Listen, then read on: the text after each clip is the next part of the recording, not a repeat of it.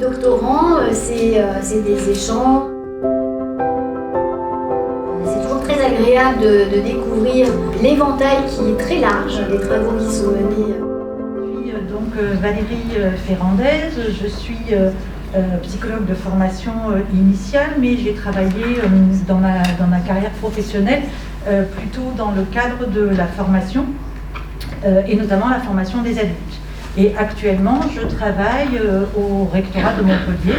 pour la formation des professeurs. Dans ce cadre-là, j'ai été amenée à mettre en place des formations sur les sciences cognitives pour les professeurs, parce qu'on s'est rendu compte que les professeurs dans leur formation initiale ont très peu d'apport de connaissances sur la façon dont fonctionne le cerveau de leurs élèves lorsqu'ils font des apprentissages. Et donc ils utilisent des méthodes pédagogiques qui sont des méthodes pédagogiques qu'on leur apprend dans le cadre des sciences de l'éducation, mais qui ne sont pas forcément appuyées, en tout cas dans les connaissances et dans la formation des professeurs, sur le fonctionnement du cerveau. On a donc de plus en plus émergent des besoins qui apparaissent et des volontés de la part du ministère de l'Éducation nationale de former les professeurs à ces données qui sont issues des sciences cognitives, de façon à ce que leurs élèves ne soient plus comme des boîtes noires dont ils ne comprennent pas exactement comment est-ce qu'elles fonctionnent, mais qu'ils puissent appuyer leurs pratiques sur des pratiques qui sont un petit peu plus étayées par les recherches de la science. Donc je me suis appuyée dans le cadre de ma vie professionnelle sur une association qui s'appelle Apprendre et former avec les sciences cognitives, à qui j'ai demandé de venir former les professeurs de l'académie sur les sciences cognitives. Et c'est donc de là qu'est apparue l'idée de faire une évaluation en fait de ces formations pour savoir finalement comment est-ce que ces formations que l'on faisait sur les professeurs pouvaient avoir un impact sur leur pratique et comment est-ce que ce changement éventuel de pratique pouvait avoir un impact sur leurs élèves. Donc la thèse et la recherche que je mène sont sous la direction de Nathalie Blanc, ici au laboratoire Epsilon, et de Grégoire Borst au laboratoire Lapsidé, qui est un des chercheurs qui s'intéresse plus particulièrement à ces questions de lien entre la psychologie cognitive et l'apprentissage chez les élèves dans le cadre de l'éducation nationale notamment. Donc l'objet de la recherche, c'est de savoir quel impact la formation des enseignants sur les apports des sciences cognitives, en lien avec l'apprentissage, va avoir sur les apprentissages scolaires des élèves. La formation doit, on l'espère, avoir deux types d'impact à deux différents niveaux. L'un étant, on l'espère, en tout cas c'est l'hypothèse que l'on fait, corrélée à l'autre. Et donc la formation, toutes les formations visent un changement professionnel, en tout cas visent un changement de pratique. Donc là l'objectif c'est de mesurer quel est cet éventuel changement de pratique et puis de voir en quoi est-ce que ce changement de pratique peut impacter les élèves. Et notamment nous nous sommes focalisés sur le sentiment d'efficacité personnelle des élèves parce que c'est un des éléments qui fait assez consensus, c'est une des variables qui fait assez consensus pour dire qu'elle est fortement corrélée avec la motivation des élèves à apprendre. Donc le cadre théorique autour de cette recherche, il est basé sur ce qu'on appelle l'evidence-based education, c'est-à-dire le fait de pratiquer des techniques pédagogiques qui sont issues et qui sont basées, qui sont éclairées en tout cas, par les données de la recherche et notamment les recherches en neuroéducation. Ce qu'on appelle la neuroéducation, c'est justement les applications que l'on peut faire de toutes les découvertes qui sont faites, notamment grâce à la neuroimagerie, pour identifier quels sont les mécanismes en jeu, mécanismes cognitifs en jeu dans les apprentissages des élèves et donc éclairer les pratiques pédagogiques par rapport aux découvertes sur ces mécanismes cognitifs. Le cadre théorique est aussi en lien avec tout ce qui concerne l'évaluation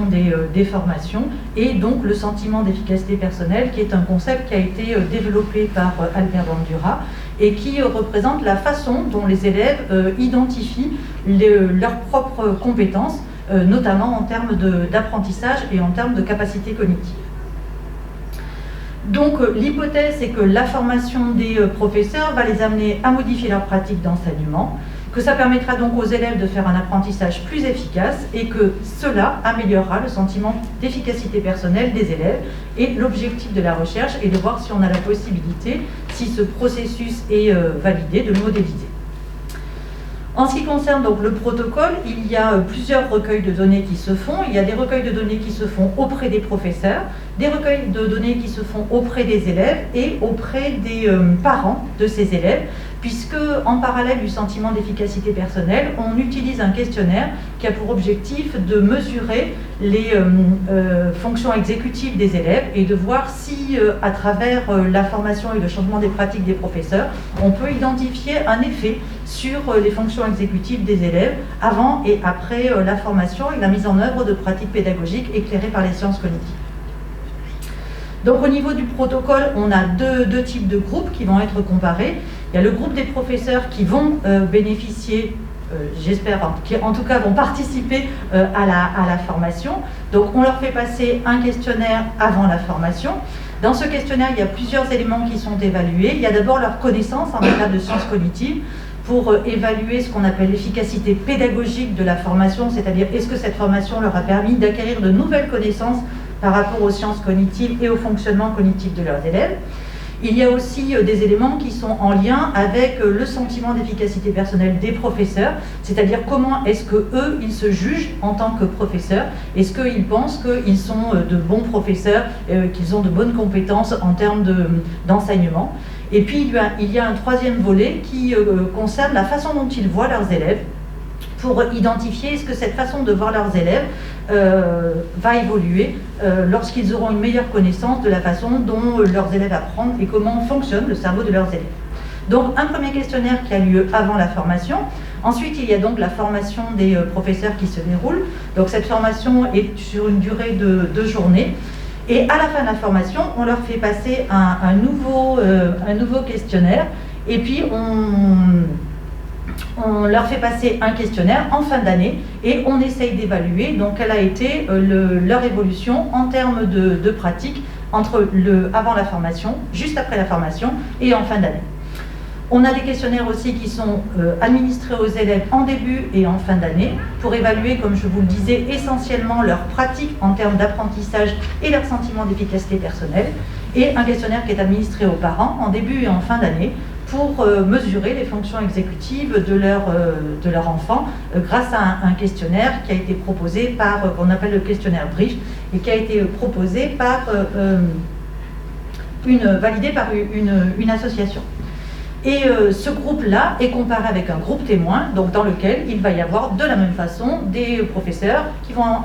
remplir le même questionnaire en début d'année et en fin d'année. Leurs élèves vont remplir le questionnaire en début et en fin d'année, et leurs parents aussi, ce qui va nous permettre de comparer le groupe expérimental avec les professeurs qui sont formés et leurs élèves, et puis un autre groupe qui enseigne sur des niveaux équivalents, qui n'aura pas été formé, pour voir si on peut identifier une différence entre les deux.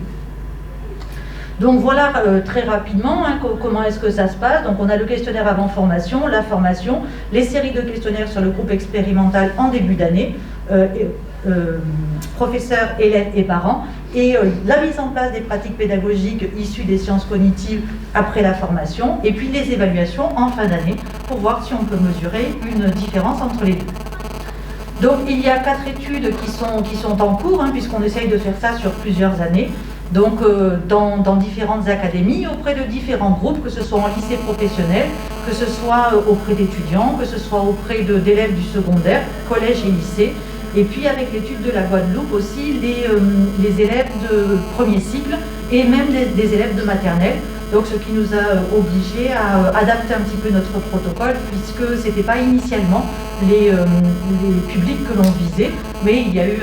une demande de la part des professeurs de maternelle de pouvoir rentrer dans le protocole, et ce qui a demandé une adaptation, puisqu'en maternelle les élèves sont non lecteurs et les questionnaires sont normalement auto-administrés. Ce sont des questionnaires qui sont numériques. Les élèves les remplissent directement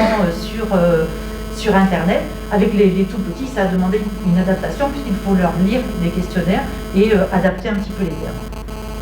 Voilà, et puis une autre étude qui devrait commencer à partir du mois de janvier, et qui, elle, se fera en dehors du cadre de l'éducation nationale, pour voir si on peut transférer aussi dans d'autres cadres, ce qui peut éventuellement correspondre aux bénéfices d'une formation sur les sciences cognitives pour des formateurs, et notamment des formateurs d'adultes. Donc les questionnaires ont donné, enfin les études ont donné lieu à un certain nombre de recueils de données, alors des données qui laissent apparaître un certain nombre de difficultés par rapport à ce type de protocole, qui déjà a été un petit peu impacté, vous vous en doutez, par le Covid, dans la mesure où les rentrées scolaires ont été reportées, les cours ont été faits à distance, etc. Mais bon, on essaye de s'adapter, c'est aussi ça l'intérêt de la recherche. Et la difficulté aussi de pouvoir, quand on fait une étude longitudinale comme ça, garder un nombre suffisant de personnes entre le début de l'année et l'année suivante, notamment lorsque les élèves sont en collège, ils partent ensuite en lycée, on perd leurs traces et donc on n'a pas de possibilité de faire des études qui sont vraiment sur une durée telle qu'on l'aurait souhaité. Voilà, je vous remercie de votre attention.